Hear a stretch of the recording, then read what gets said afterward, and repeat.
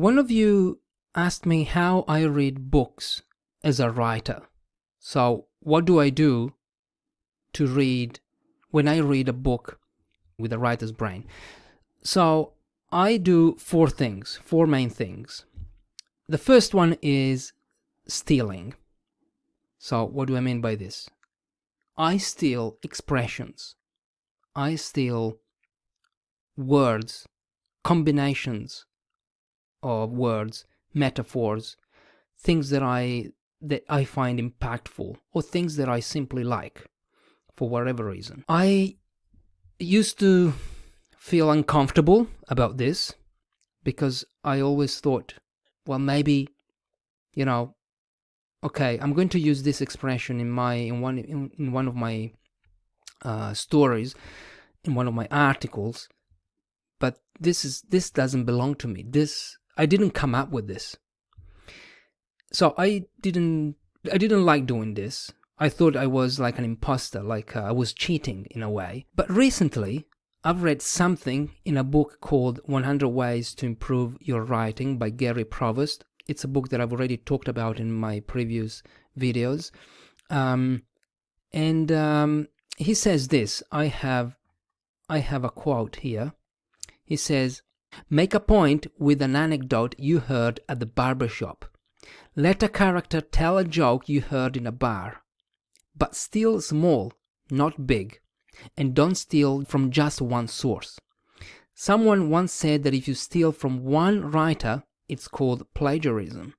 But if you steal from several, it's called research. So steal from everybody, but steal only a sentence or a phrase at a time." So apparently this is what writers do, because this was written by a professional, well-known writer.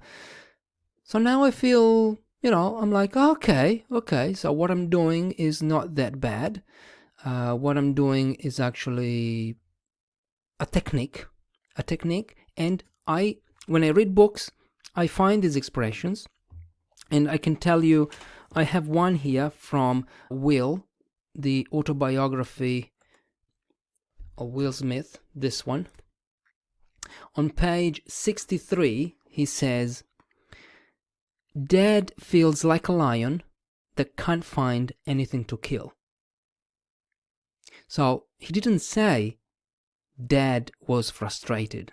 He says Dad feels like a lion that can't find anything to kill. I highlighted this expression because it's a way of showing, not telling, and that's another story.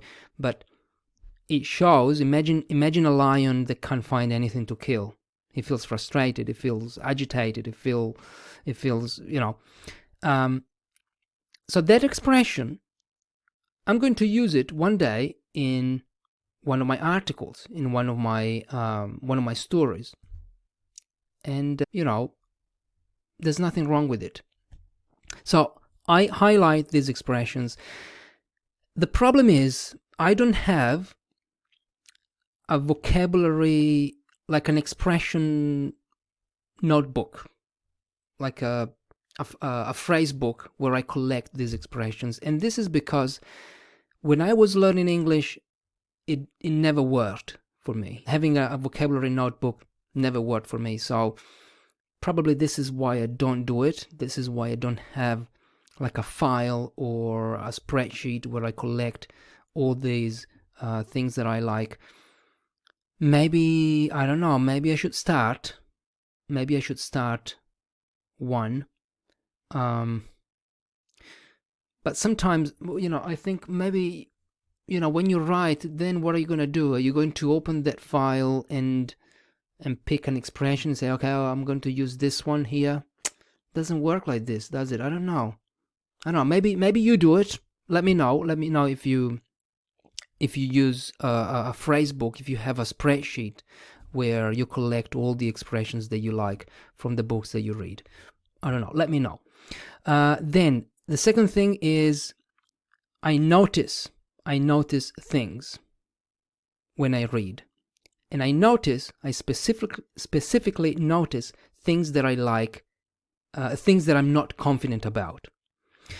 Punctuation, for example. Punctuation is something that gives me a headache, okay? Or at least it used to give me a headache. Now I've improved. My punctuation has improved. Also because I notice how other writers use punctuation when I read books. So this is something, maybe you do it already. Maybe this is nothing new.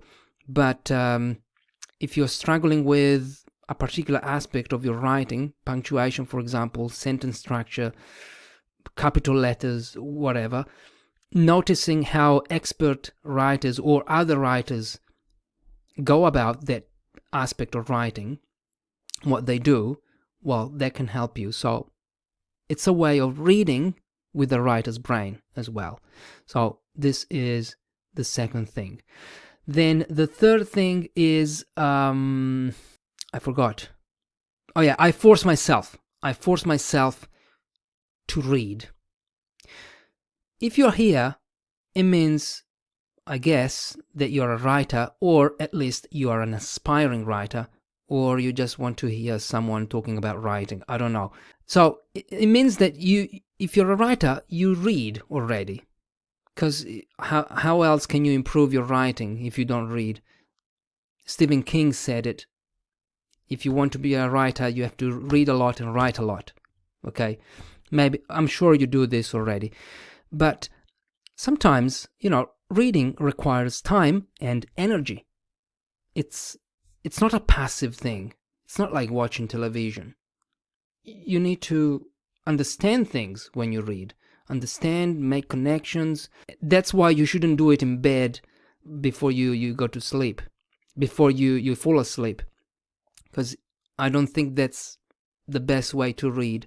But the morning, for me, is the best way to read, the best time to read. But it's still something that it requires, it's like studying in a way, depending on what you read as well, of course. If you're reading a nice story to relax, all right. But if you read non-fiction, if you read biographies, books about storytelling, self-help, not something really that you have a story or something that makes you feel relaxed. If you're reading to learn, to discover new things, to expose yourself to new perspectives, then reading is maybe, at least for me, sometimes it's a task that I don't feel like doing. So I know that if I want to improve my writing, I need to read. So I force myself. 30 minutes a day is the minimum. So I say, no matter what, I must read for 30 minutes. And I impose, this is an imposition. Imposition, does this word exist in English? I hope so. So it's something that I impose on myself, okay? And, okay, it's not really a way to read a book with the writer's brain, but it's still something that I do because I want to improve my writing. So I force myself to read books. And the last thing is I read what I write. So if I write articles, personal stories, non-fiction, okay? So I don't write novels or fictional stories or anything that is not real. So I would be a terrible fiction writer. Why? Because I don't read fiction. I read non-fiction because I want to write non-fiction. If you want to become a great Italian chef, what are you going to do? Are you going to read Vietnamese recipes? Are you going to take a Vietnamese cooking course? Of course not. You're going to you're going to study how Italians cook food. You're going to work maybe in an Italian restaurant. You're going to read Italian recipes, you're going to try out Italian recipes.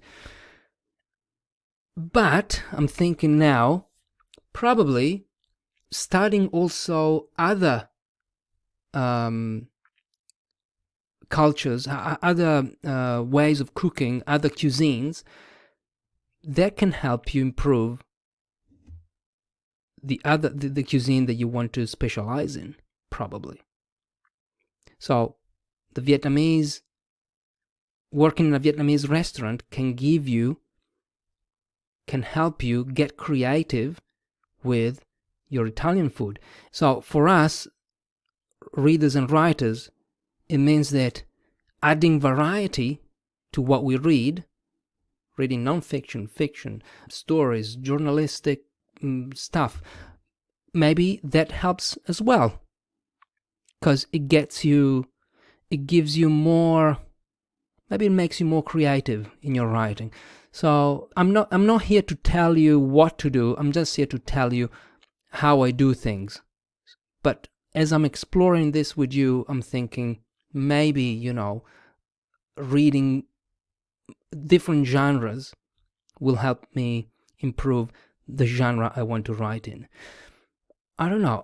Let me know what you think. Let me know in the comments. I hope this is helpful. I hope, as I said, maybe this is nothing new to you, but if you're still here, let me know how you read books as a writer. Okay? If you have any techniques, if you have any, I don't know, exercise. Actually, there is an interesting exercise that you can do. And it's this. You can copy, I've never done it, but you can copy a paragraph from a book that you read. You open the book, you copy a paragraph. So you manually, or you type the paragraph, and you see what this helps you see what the writer did when he created or she created that paragraph. It gives you an insight into his or her decision-making process. It's a useful thing to do, I think. I've never done it. Okay, let me know if you have any suggestions on how to read books as a writer. I hope this is helpful. Today is the 22nd of December. If you celebrate Christmas, happy Christmas, and I'll see you in the next video. Bye-bye.